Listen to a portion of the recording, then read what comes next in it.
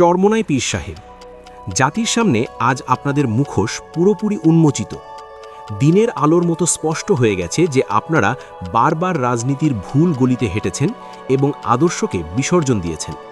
আজ কোন মুখে, কোন নৈতিকতায় জনগণের সমর্থন প্রত্যাশা করেন? আপনাদের সেই তথাকথিত রাজনৈতিক কৌশলের শোচনীয় পরাজয় আজ সর্বজন বিদিত।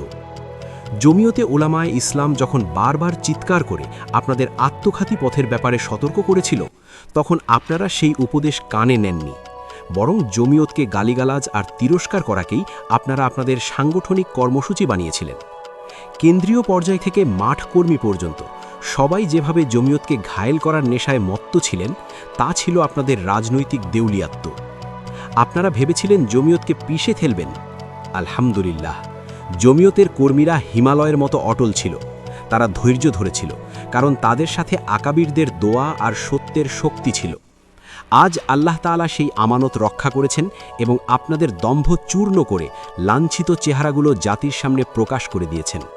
একেই বলে কুদরতের বিচার।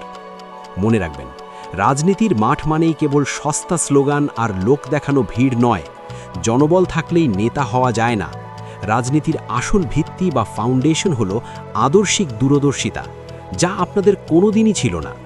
ভুলের সাগরে নিমজ্জিত হয়ে এখন খড়কুটো আঁকড়ে ধরার চেষ্টা করে আর লাভ নেই। ভালো লাগলে আমার MNK পেজে ফলো দিয়ে সাথে থাকুন। ধন্যবাদ।